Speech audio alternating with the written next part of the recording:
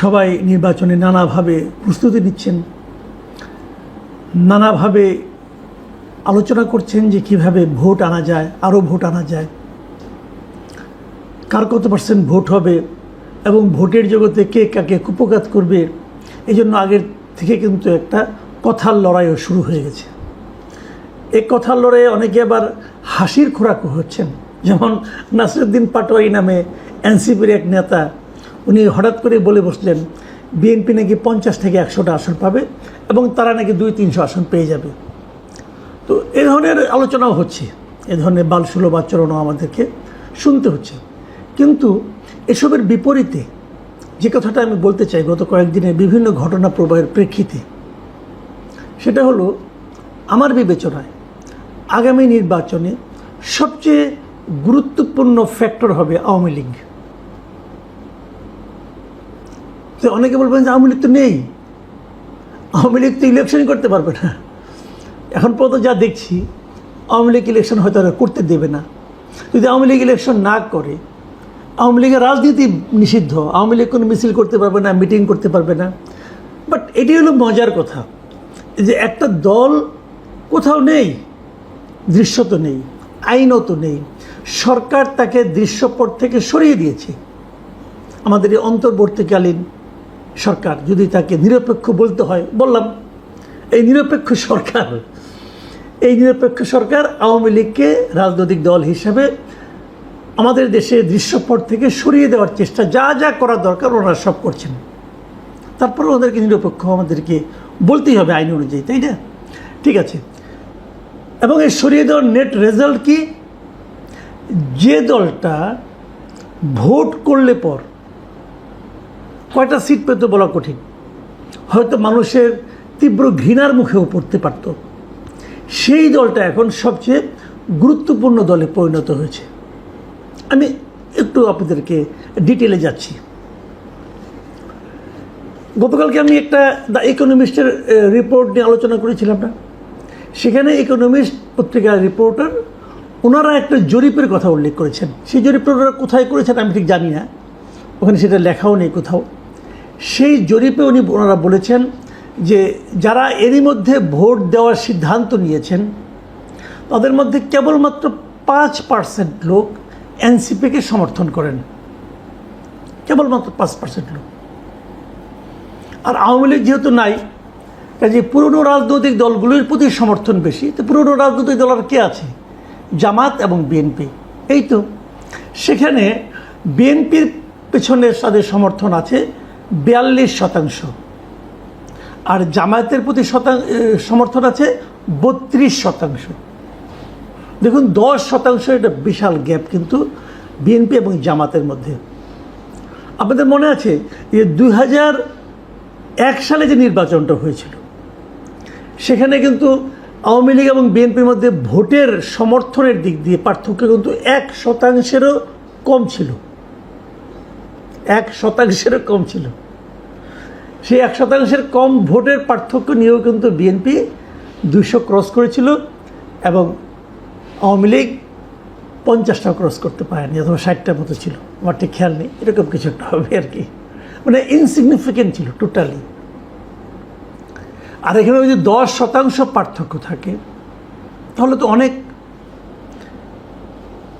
এখন এই 10% গ্যাপ পূরণ করার জন্য জামাত কি করবে? জামাত কার দ্বারস্থ হবে? জামাত অবধারিতভাবেই আওয়ামী লীগের ভোটগুলো টানার চেষ্টা করবে। একটা উদাহরণ দিচ্ছি একটু পরে আপনাদেরকে, তার আগে আমি একটু আওয়ামী লীগের অবস্থানটা বলে নিই। বাংলাদেশে এই ইকোনমিস্টের এই লেখায় কিন্তু বলা হয়েছিল যে এদেশের এখনও একটা বড় অংশ মানুষ মনে করে যে তারা সুযোগ পেলে আওয়ামী লীগকে ভোট দিত, এবং যারা ভোট দেবে বলে সিদ্ধান্ত নিয়েছে তাদের মধ্যেও আওয়ামী লীগ নেই জানার পরেও তাদের মধ্যেও 14% ভোটার তার আওয়ামী লীগের প্রতি তাদের সমর্থন জ্ঞাপন করেছে। 14%, মানে এনসিপির যে ভোট তার প্রায় 3 গুণ। এনসিপির মধ্যে যত লোকের সমর্থন তার 3 গুণ সমর্থন সেই দলটির প্রতি যে দলটিকে এনসিপিরাই নিষিদ্ধ করেছে, এবং যে দলটা নির্বাচন করতে পারবে না এ কথা মানে ভোটাররা জানে, জানার পরও তারা এই দলটাকে সমর্থন করে। আমরা একটা ছোট্ট উদাহরণে যাই আপনাদেরকে, এটা দুদিন আগের কথা। সেখানে সিলেটের কোম্পানিগঞ্জের একটা ঘটনা, সিলেটের কোম্পানিগঞ্জের ফেসবুকে আওয়ামী লীগের এক নেতার একটা ভিডিও ভাইরাল হয়ে গেছে। সেই নেতার নাম হলো কালামিয়া। তিনি এই কোম্পানিগঞ্জের উত্তর রানীখাই ইউনিয়ন আওয়ামী লীগের সাবেক সভাপতি এবং উপজেলা আওয়ামী লীগের সদস্য। এই লোক তার পাশে জামায়াতে ইসলামের যিনি সেক্রেটারি ওখানকার জয়নাল আবেদিনকে একটা চেয়ারে বসিয়ে উনি একটা ভাষণ দিয়ে কিছু কথাবার্তা বলেছেন উপস্থিত লোকজনের উদ্দেশ্য করে। এবং সেখানে উনি বলেছেন এই যে জয়নাল আবেদিন সাহেব, উনি হলেন গিয়ে ওখানকার জৈন্তাপুর উপজেলার সাবেক চেয়ারম্যান এবং সিলেট 4 মানে কোম্পানিগঞ্জ, গোয়াইনঘাট এবং জৈন্তাপুর এই আসনে জামায়াতের সংসদ সদস্য পদপ্রার্থী উনি এবার। সেখানে অনেক কথা উনি বলেছেন যে আওয়ামী লীগ আর 10-12 বছরে আসতে পারবে না। ওই কালামিয়া যিনি আওয়ামী লীগের লিডার আর কি, আসতে পারবে না, আওয়ামী লীগ অপেক্ষা করতে হবে, কাজে আমাদেরকে তো কাউকে ভোট দিতে হবে।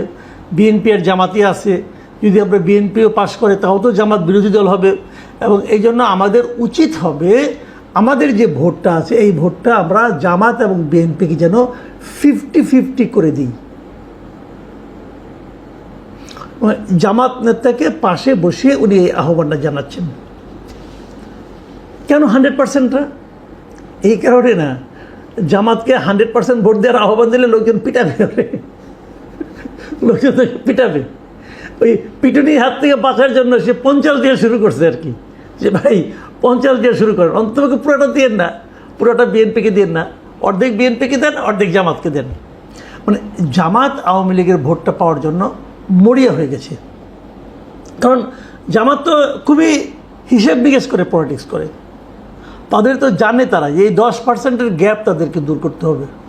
তাদের হিসাব হয়তো অন্যরকম, অন্য জরিপ হয়তো আরেক রকম, এক একজনের এক এক রকম জরিপ থাকতেই পারে।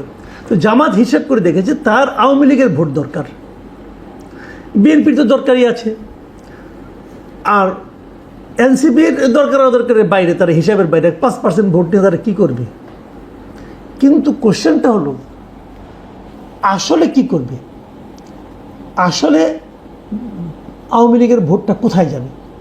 আপনাদের মনে আছে যখন আওয়ামী লীগকে নিষিদ্ধ করা হয়, মানে আওয়ামী লীগের রাজনৈতিক কর্মকাণ্ড নিষিদ্ধ করা হয় আজকে থেকে 1 মাস আগে, সেই সময় আমি একটা জরিপ করেছিলাম, আপনাদের আবার মনে করে দিই। সেই জরিপে আমার প্রশ্ন ছিল, সরকার আওয়ামী লীগের কর্মকাণ্ড নিষিদ্ধ করেছে, এখন এটা নিশ্চিত আগামী নির্বাচনে আওয়ামী লীগ অংশ নিতে পারবে না, সেক্ষেত্রে আওয়ামী লীগের ভোট কোন দিকে যাবে, এই ছিল আমার প্রশ্ন।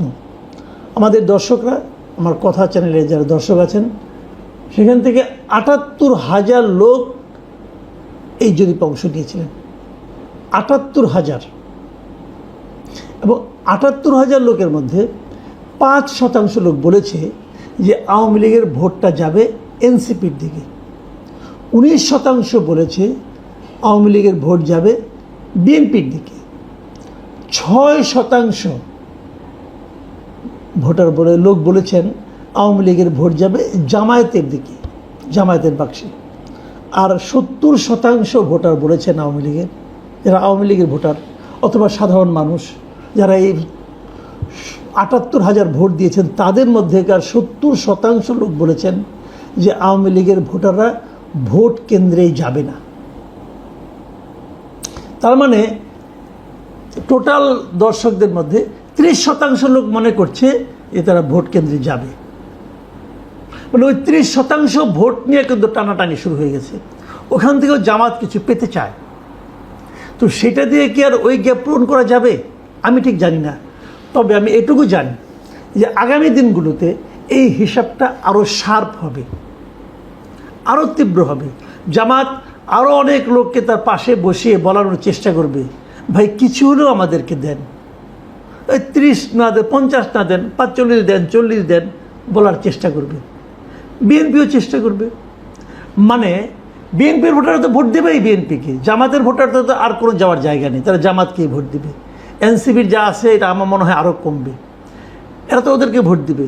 কিন্তু ডিসাইডিং ফ্যাক্টর হবে আওয়ামী লীগের ভোটার। ডিসাইডিং ফ্যাক্টর মানে তারা চেষ্টা করবে যে আওয়ামী লীগের ভোটারদেরকে কত বেশি ভোট কেন্দ্রে আনা যায়।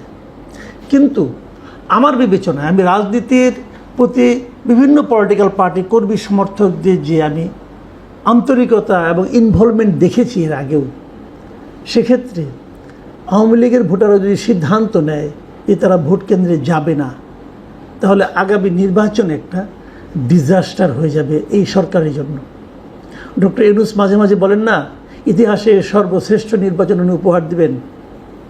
আমার মনে হয় তখন ওনার মনে হবে ইতিহাসও বুঝি না, সর্বশ্রেষ্ঠ নির্বাচনও বুঝি না।